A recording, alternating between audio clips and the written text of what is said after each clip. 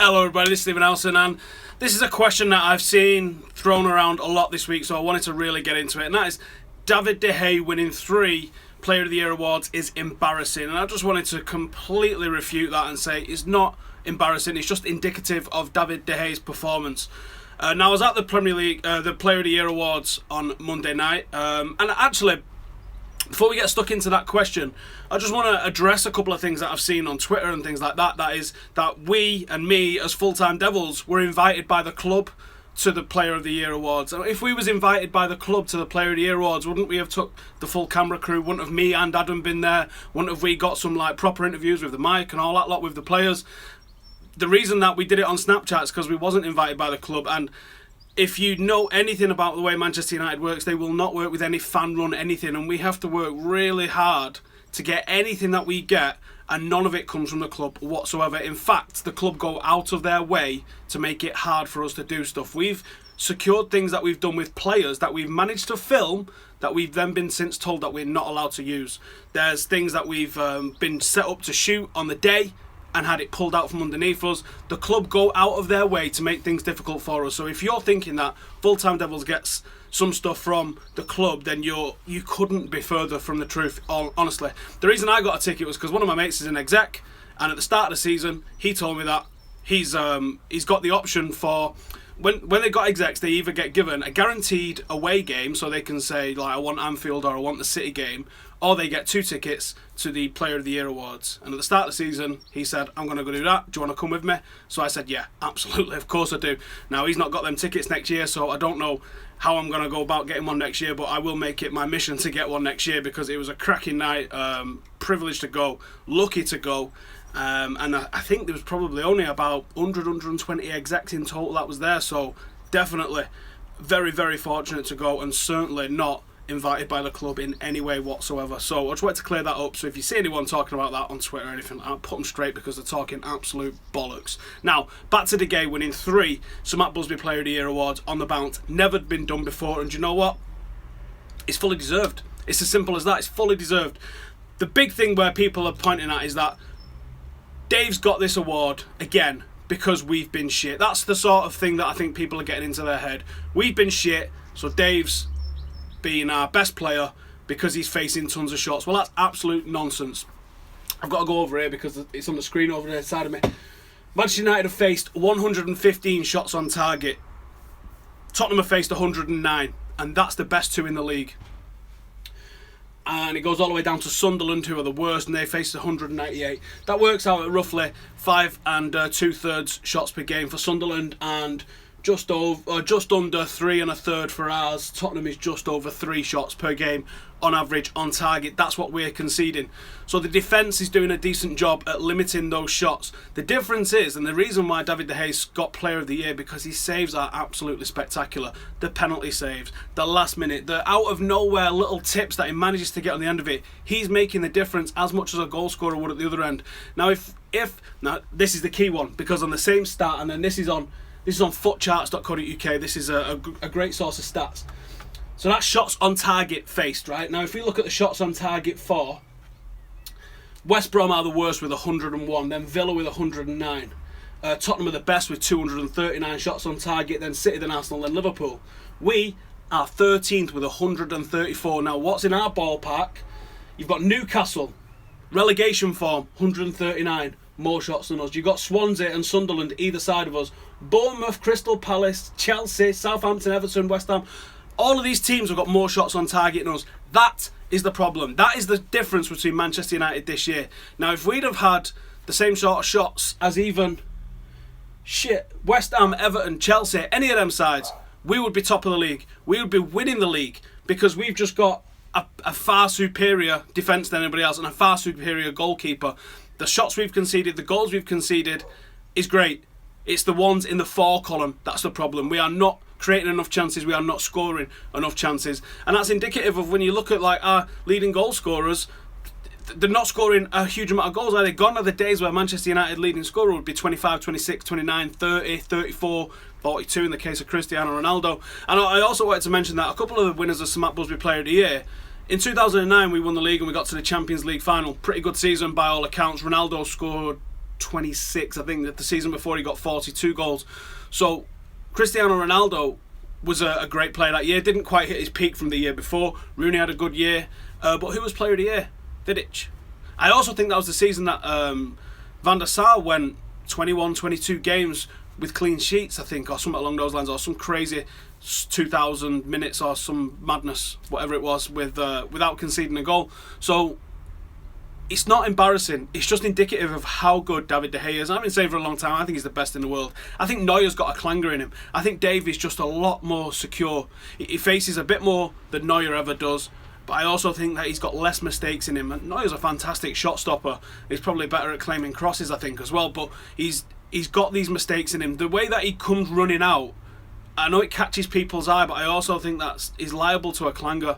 I think when United played Schalke, I think he was liable for a couple of their goals in that. He also saved a ton of their goals in the away leg, but in the home match, I think he was liable for a couple of their goals.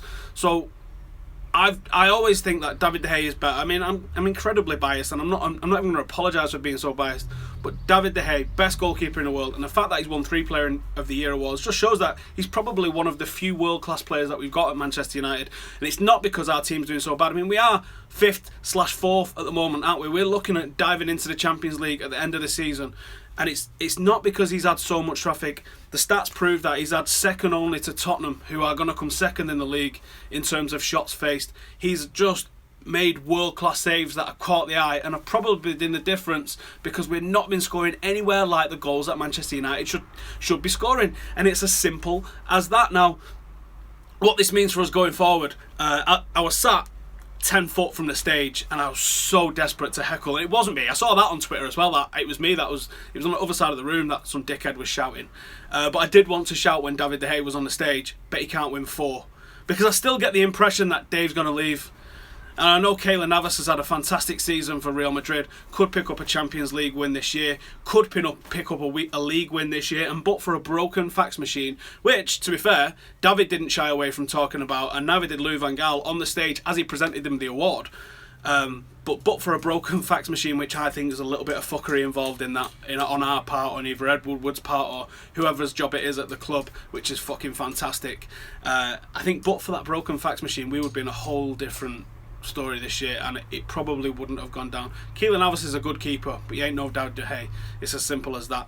And without him at the back in the defence, it would have been a whole different season. And it's not just the saves that he makes, it's the confidence that he gives into the defence. Him being there can make the defenders react a little bit different. And I think you also got to take your hat off to Daley Blind this year. Consistent. I don't think he's missed a game, has he? I don't recall him missing a game, and I think someone mentioned it the other day that he hasn't missed a game.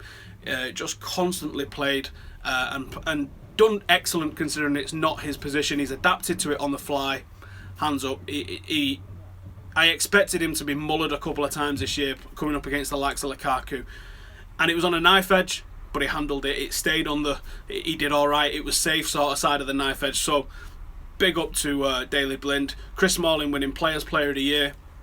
That just shows the season he had as well. And it was a rare one, because normally you see the Player of the Year awards, especially the PFA stuff, it's all about who's in form, who's in the media's perception at the time.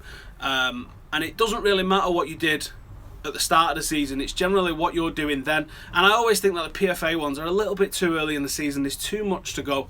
Look at 99, for example. In 1999, who do you think won the PFA Player of the Year? Manchester United won a treble, right? Who won the Player of the Year?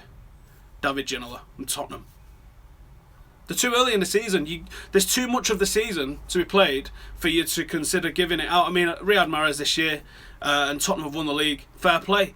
But I think it's too early. Too often it's done too early, and there's someone that can have a pivotal impact on the end of a season, doesn't get the opportunity to get that personal award because of how early the voting is and how early the ceremony is as well. The ceremony's early in the season, but the voting's concluded a lot before that and starts a lot before that as well. So Chris Smalling, he had those games at the start of the season where I said he's circumvented being in good form, and now this is just how good he is. I might have said he was world class.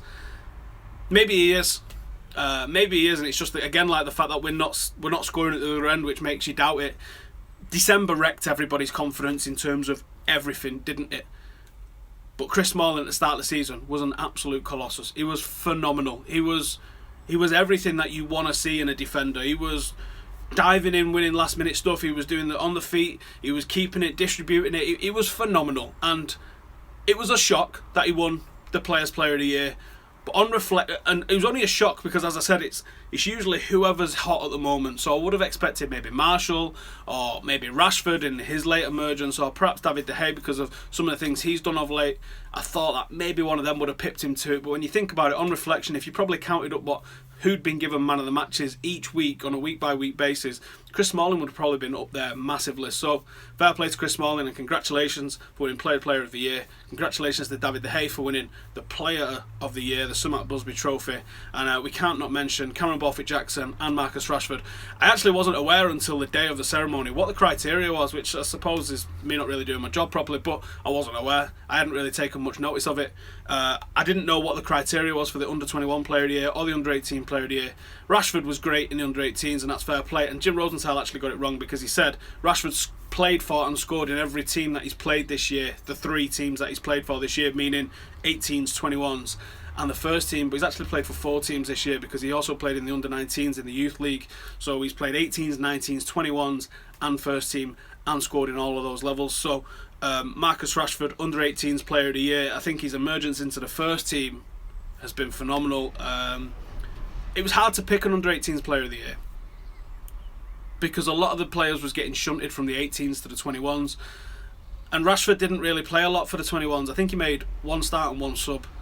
I think he made 3 or 4 games in the 19s and probably a dozen or so in the 18s, scoring around every goal. He got about a goal a game-ish in the 18s, which is pretty decent, and he was pretty much the only striker as well. So it's fully justified, at least just on how he's done as an under-18 player in the first team. So no arguments whatsoever for Marcus Rashford getting that. Massive congratulations to him for that, and let's hope he can build on it next year. Pivotal season for him this coming up, because his career could now go one or two ways. He could not get enough games next year and completely disappear, or he could be given the right amount of games and we could see a very, very good player mature from it, and I really hope that's the case. And clearly it's going to depend on who the manager is and whether they trust him or not.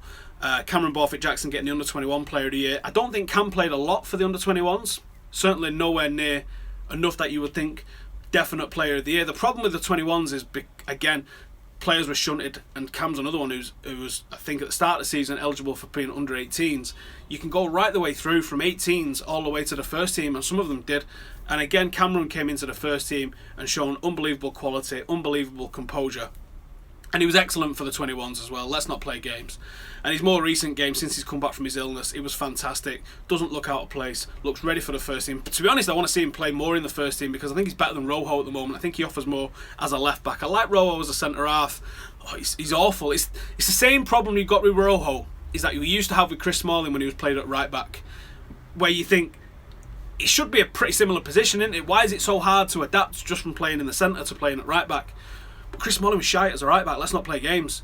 But he always looked decent as a centre half, but then he couldn't break the Vidic and Rio partnership, and he was always shunted off to the right, or he would come in when he was an injury, and he just never really got given the opportunity. When he's been given the opportunity, played consistently, you've seen what's happened, and Chris Smalling's a fantastic centre half at the moment. Now that's what Cameron Borthwick-Jackson needs, and I think that's also, as I was saying, like what Rojo needs. He's not a left back. You play him consistently at centre half, I think you've got a great player, but not as a left back. And I think Cameron could go in and do a real good job, and he's got another pivotal season ahead of him next year, because if we have got Daley Blind as an option at left back, we have got Timothy Fosu-Mensah potentially as an option at left back, he's got himself as an option, Rojo potentially an option, and then the first choice guy's going to be back and raring to go next summer, Luke Shaw. So who's going to play at left back for us next year? Rashford, Cameron Borthwick-Jackson, these boys, if they're not going to be around the first team, this is a pivotal age for them. 18, 19, 20, they need to just be getting games, and it doesn't matter what fucking level, as long as they're getting regular games. And by level, I don't mean 18s or 21s. I mean first team football against people that are earning a living, Championship, League One, whatever the fuck it is, as long as they're getting regular first team football, knowing that they're going to start week in, week out. Because this is what's happened with Tyler Blackett. Tyler Blackett's gone to Celtic, not played a fucking game, or played one or something, and he's coming back. He's got to start all over again.